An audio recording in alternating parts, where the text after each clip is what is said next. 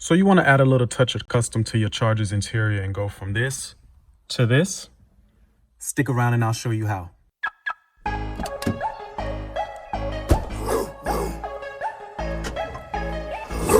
What up, what it is, what's happening YouTube? It's your boy Srtfied and I'm back with another banger for you guys. Y'all already know what's up. If you're not a subscriber to this channel yet, what I always tell you guys, smash that subscribe button. You know why? Because it don't cost me nothing, don't cost you nothing. Just click that red button for me. So as y'all just saw on the intro and as you seen on the thumbnail, I'm adding a little drip, a little swag to the interior of my car. All right, I'm changing out the ignition button to the Hellcat ignition button, which I ordered from online. I think it was Steve White MOPAR's. Yeah, I think that's what it was. Anyways, it was a MOPAR parts. It's an official Dodge part. All right, it's literally the part number of the Hellcat start ignition switch button. I actually put it in the description below of everything that I got for this gauge faces and the button. So make sure y'all check the description if y'all trying to order that yourself. And as I just mentioned, I ordered the UsSpeedo white gauge faces. So I'm gonna get this install going. It's literally really simple. I'm telling you guys, if anybody can do this at your house. Don't go to a shop and pay somebody to do this because you can literally do this at home. Nice. All right, there are just a couple of tools that you need for this. One, you need a ratchet, an extension, and a 1/4 inch socket or a Phillips head screwdriver. You'll see in a few what I mean by but I use the socket just because my Phillips head, I couldn't find it. Y'all know, I already know how that goes when you can't find tools, but I'm using a socket, not a screwdriver, but either or will work. And the other thing that you will need is and I can't find it, there we go. A panel remove tool, all right, in order to get the bezel off, the dash bezel. So I'm gonna show you guys how to do everything step by step. So I hope you guys sit back, relax, and enjoy. And hopefully by the end of this video, you guys will be able to feel comfortable enough to do this yourself if you're interested in doing so. Let's go. So in order to gain access to be able to pull this gauge face out and to change out this little start button right here, as you guys saw that I'm changing out as well, you have to remove this dash bezel. All right, so this dash bezel is actually held on by, I believe, 8 clips. Don't quote me on that, but I know there's one in here, 2 down here. I think there's some up here, and then a couple of them right here in the corner, and then I think there's another one right in here. So make sure when you try to get this thing off, you use this pry tool that I just showed you guys. This is one of the tools you definitely need to actually get into the corners and start prying up on the edges. All right, so make sure you guys take your time on this because you don't want to damage this bezel. It's gonna sound like it's breaking as you're taking it off because, you know, it's creaking and stuff like that. So just take your time so you don't end up breaking anything, and it's gonna cost you extra money in order to customize your car. All right, these parts are already costly enough, so make sure you guys take your time. But once we get this bezel out, you'll be able to access the screws to be able to pull these gauges off, and you also have clean access to be able to pull this thing off. So let's get it going.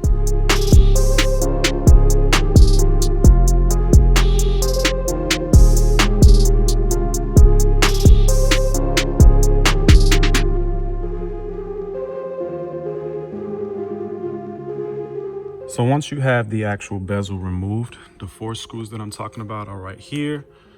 One is down here, the other one's down in here, and the other one is right there. They're Phillips head screws. You can use a Phillips head or you can use a 1/4 inch socket. All right, let this thing focus in. A 1/4 inch socket will work as well. So once you get those screws out, you can pull the gauge cluster out and actually disconnect it from the back. The actual stop button is real simple. It literally pulls out right here and you disconnect that as well.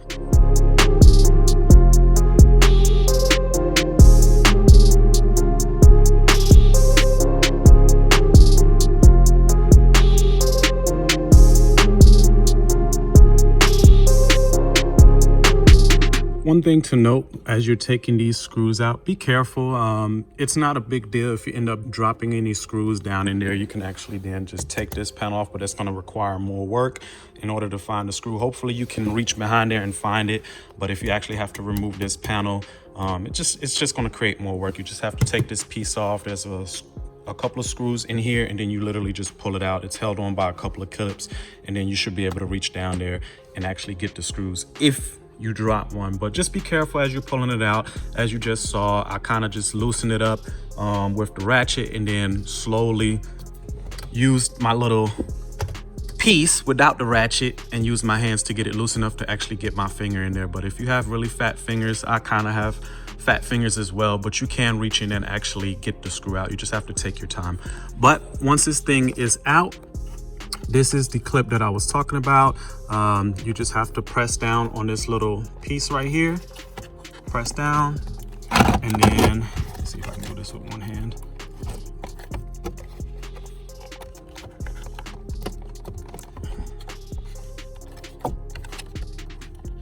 It's a little hard with one hand. So, but anyways, I'm gonna try to do it with two hands because I do not want to break anything and pull any wires out. So anyways, this is held on by this little piece right here. You just press down on this and then slide it out. All right, so this ignition switch, as y'all see, I already have it loosened up. I wanted to actually get it before I actually showed you guys, but in order to pull it out, it's kind of a pain in the butt because you have to get behind here and you can't really see it. But there are 3 clips that you have to press down on the actual ignition switch, which I'll show you. Boom, pull this out. This right here, this clip right here, and then there's one on the bottom right here that you have to press in order to slide this piece out. So what I recommend is reaching in there, get the bottom one pressed in to where you have a little wiggle room to where you can press down a little bit. Get this top one pressed in on this side, wiggle it out a little bit more, and then press this one. So what makes this a pain in the butt is that this little area right here, there's a little notch from where this clip goes in. There's a notch that makes it really tight for your fingers to actually get in there. So just take your time. I had to feel around a little bit in order to get this out, but once it's out, it's out. And then you just have to remove this little clip right here, and there's a little clip right here. You press this and then pull this piece out. All right, everything is pulled out. As y'all just saw, they're sitting right here. Let's go ahead and get these gauge faces changed out and get this button switched out. All right, so let's get started on swapping these gauges out. This is the UsSpeedo gauges that I got. I got the Daytona version, I believe, but that's what they were listed as on the website. But they're white. I think they're gonna add a nice little touch to this thing, man. But let's go ahead and get started. In order to take this off, you have these clips under here. You have 4 on this side, and then you have 4 on that side. Be careful. Let me sit this down actually right here so I don't scratch the gauge face. I'm actually gonna get a microfiber towel to put down, but be careful when you pry on these because they are plastic and you don't want to end up breaking this to where you can't seal this thing back on there. All right, so these are the only clips that are holding the actual lens on to the actual gauge faces. So there's no screws or anything like that. Once these clips are out, then you can literally slide this off, but be careful. You don't want to scratch your beautiful, you know, face of this, so it'll just ruin the look. So get a microfiber towel or set it down on some carpet if you're doing it on the floor, whatever is easier, but make sure that you protect this. All right, so let's get this thing off.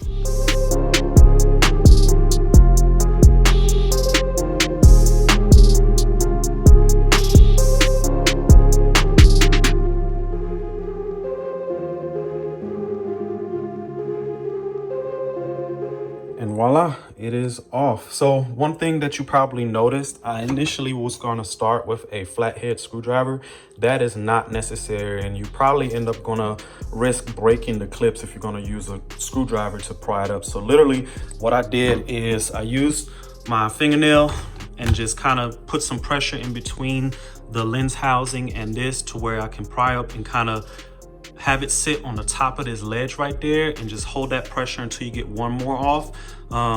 As soon as you get the second one, you'll have enough room to where to hold by itself and you can just kind of just go around and pry it off. But these are the gauge faces. So let's get this thing unpacked, and then I'm gonna show you guys what the next step is. All right, so this step isn't necessary if you really think you have a good calibrated eye, but in order to be able to correctly line these needles back up on the new gauge faces, because in order to take, you have to take these needles off in order to get the faces off. So you want to make sure when you put them back in, you properly align them with the new faces. So some people don't do it. Some people just eyeball it and know exactly where the needles are. I'm a little OCD, so what I like to do is I'm going to put a little tape, a little masking tape on this actual gauge face right here, just to kind of know exactly where it's at. Boom. Right there. I know the bottom of this needle is on the top of this tape line right here, and I'm gonna do the same thing on this side.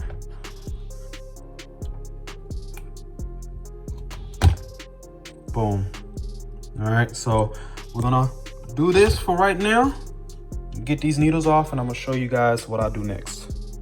So in order to get these needles out, you have to go counterclockwise, all right? So do not turn it clockwise. Clockwise meaning this direction. You wanna turn it that direction, all right? And this is for both needles, but as you're turning it that direction, you wanna do it in one motion. You wanna turn and pull up at the same time, right? So you can get under here a little bit. I will use like 3 fingers, and then in one motion, just turn up and out, all right? Well, turn counterclockwise and up. I said that wrong the first time.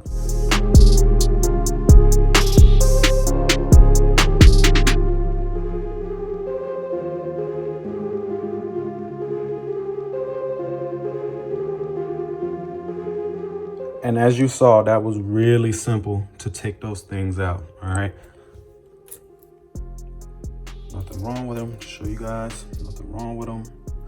All right, so the next step, these gauge faces, it is virtually impossible to put these on backwards, all right? Because you have these little tabs up here on the gauge faces, all right? So you know miles per hour is on the right, tack, RPMs is on the left side. All right, so this is what I like to do, because you have this little notch right here that you can literally slide in its place right now.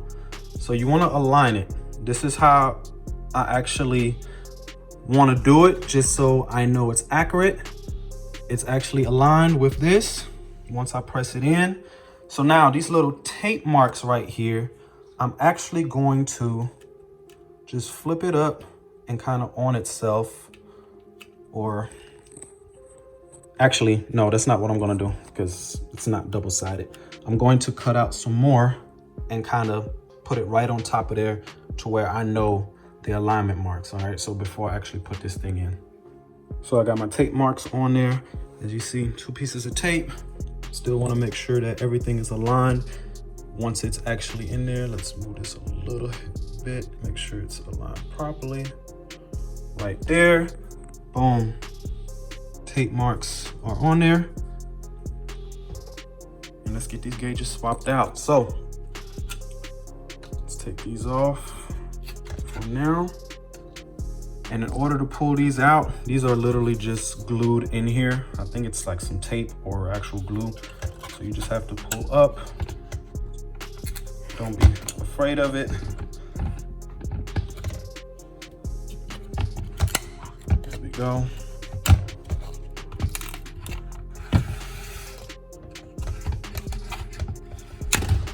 Boom. All right. So it's literally just glued in here like such. Let's get the other side off. I'm trying to do this with one hand.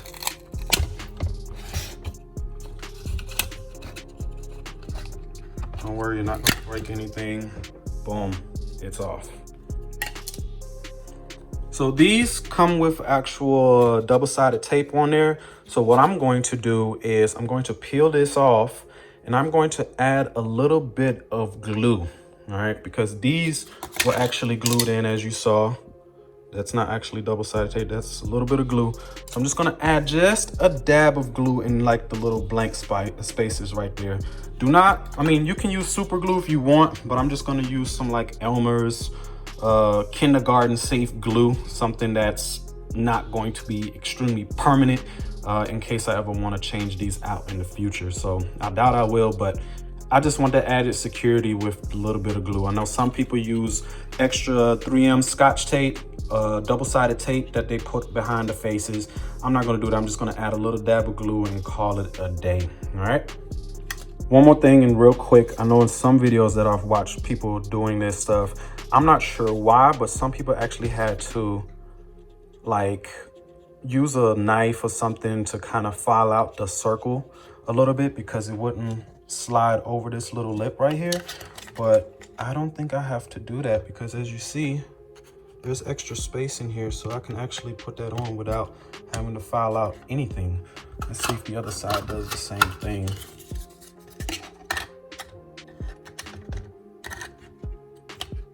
Yep, plenty of space.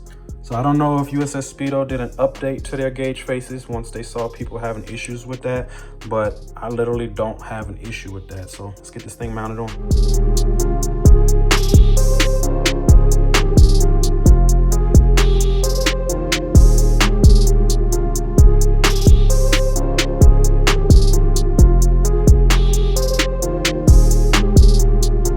So just to show you real quick, because I know you probably seen where I put the glue at, and y'all probably thought that I was going to actually put the glue on the gauge face itself. As you can see on the old one, you see where the glue outlines were. All right, so that means it's on these little rivets right there. So I literally just added a little bit of glue on these little ribs right here, like just barely. All right, just to give it that extra security. But from this one right here, it's pretty secure. All right. All right, so, but if you're gonna do these white gauge faces, one thing I do recommend is make sure your hands are clean, because you don't want to get any fingerprints on there, because that's gonna just ruin it.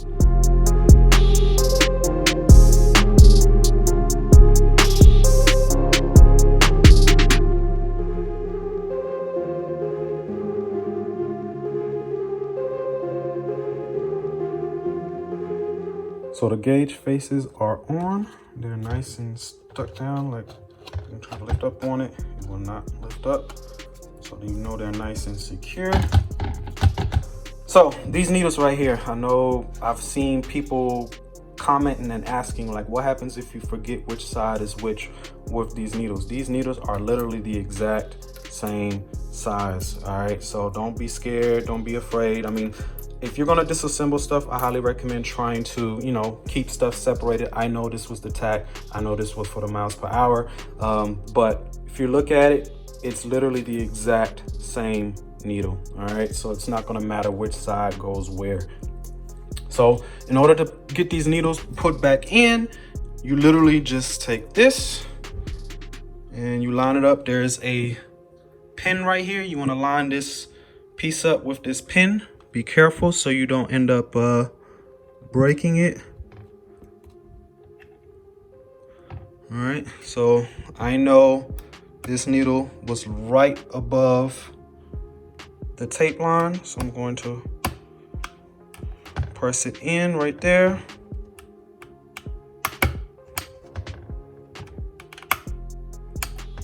Boom. In there, it literally just presses in. So try to, when you're pressing the needle back in, press it in evenly. All right, just give it a little bit of pressure. Make sure it's fully seated till it doesn't go anymore. You don't have to go crazy on the pressure, just enough to where you know it's fully seated. Same thing with this side.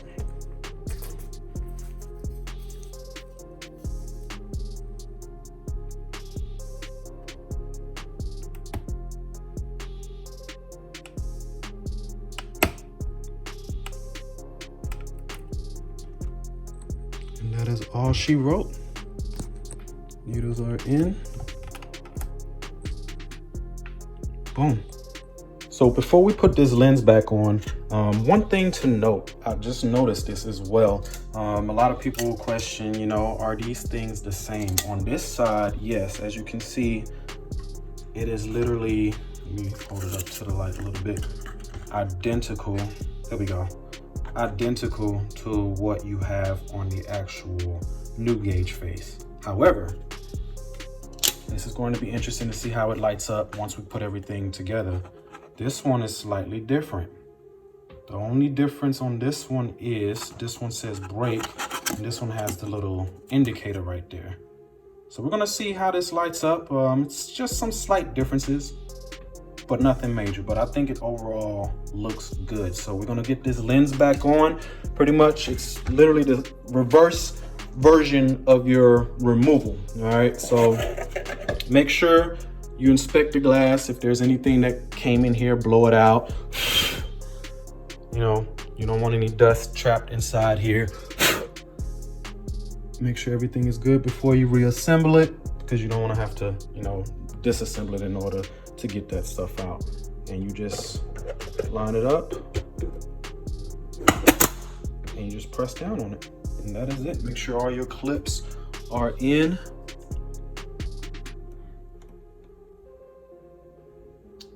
And that is it. That looks amazing, y'all. What y'all think? That looks really good. That's definitely gonna pop on the inside of the car. But here's the actual new start-stop button, the Hellcat start-stop button. And yeah, we're gonna get this thing going. So I'm back in the car. Got the gauge faces right here. We're gonna actually get this start-stop button swapped out, but just to show you guys, it's literally the same thing. The only difference is one's for a Hellcat, one's for a Scat Pack, but it's literally just a color difference. It is the same exact piece, same pin, connector, and everything. It's a direct swap.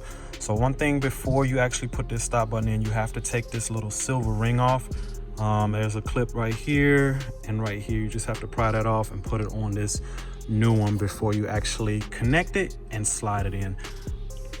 But everything is literally the same as you see. Same clips, everything.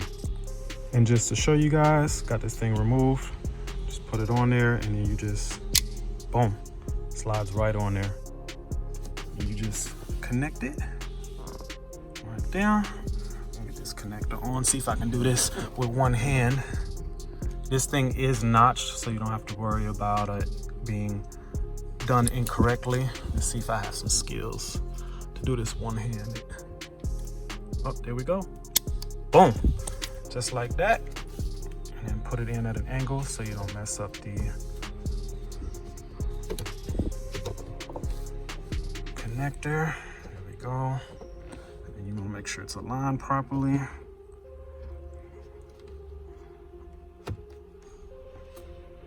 And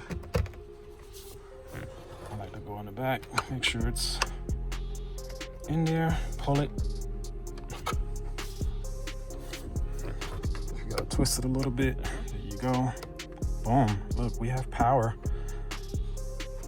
So in order to do this more safely, you may want to disconnect the negative terminal on your battery in the trunk.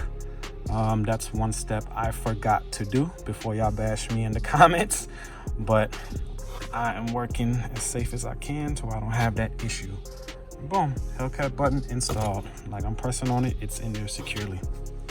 To get this gauge cluster installed is literally the reverse of what you did when you took it out. So first thing we're gonna do, we're gonna actually plug this connector right here back into this, and then slide it in and get these screws installed, and then it's time to put the bezel back on.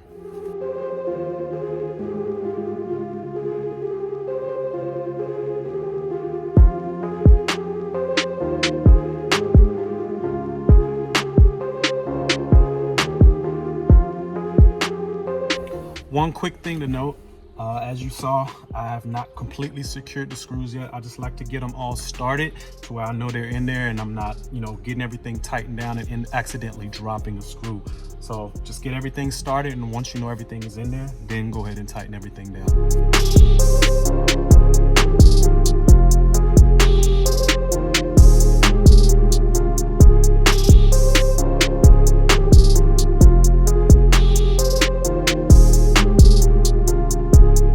Have to go too crazy on the tightness. I like to German torque them good and tight, you know, just as soon as it gets snug, just a slight, maybe a 1/4 inch past that, and that's good. You don't have to go too crazy on this.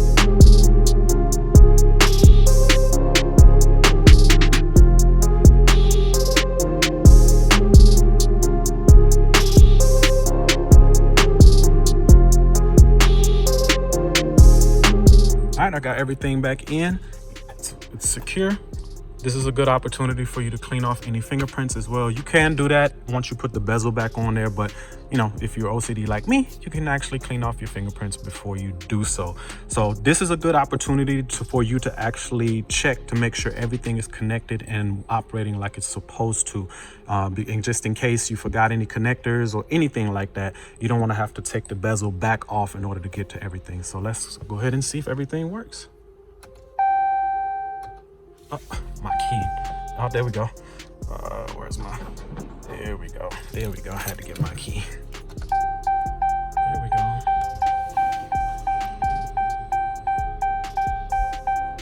Yep, and we are in business. Let's start her up.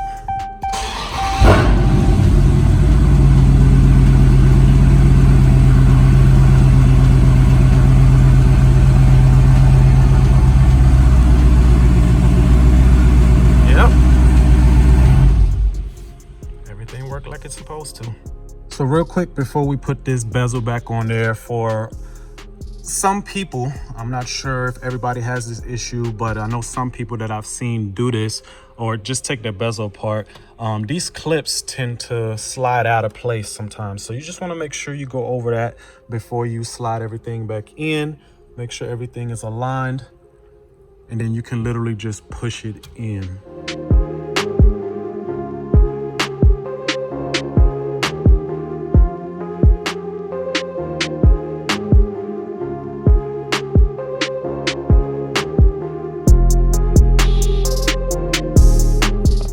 Real quick, you want to make sure that everything is aligned before you actually start pushing in any of the clips, just so you know the last portion. Once everything's lined up, you can literally just push everything in, so it makes it easier for you.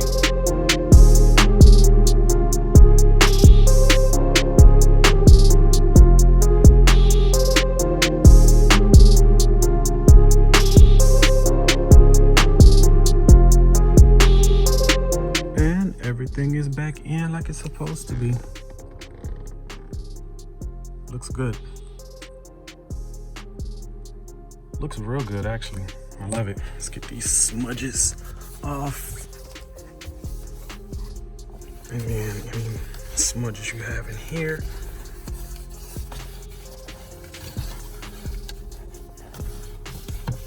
Boom. All right, so real quick, we're gonna actually see what this brake indicator, and that's your emergency brake indicator. Let's see how that lights up once we, boom, just like that. Works as advertised. Looks good, y'all. What y'all think? All right, so that's gonna wrap it up for today's video, y'all. I hope you guys got some information out of this. If you guys want to do this yourself, I think it actually looks really good with the, you know, the Hellcat red button right there. I know there's some people that actually put the little overlays and stuff over there that are custom. I'm not really a fan of that. I like the clean look. So, you know, just to give it that little flair, this little button definitely enhances that. And then also these gauges right here, man, it just changes the whole look of it, man, and it just matches the exterior of the car with the white. It just adds that little piece of flair that I feel like these scat packs should have came with. I honestly feel like Dodge should have been able to give you an option to customize these cars on the inside a little bit more, just a little bit more. But let me know in the comments what you guys think of this. I think it looks amazing right now. So again, I hope you guys got some info out of this. So anybody that wants to do this at home, you can. It is really simple. Just take your time with things, you know, just so you don't break stuff, because you know, stuff is plastic. So, but anyways, that's gonna wrap it up for today's video, y'all. Like, comment, subscribe, hit that notification bell.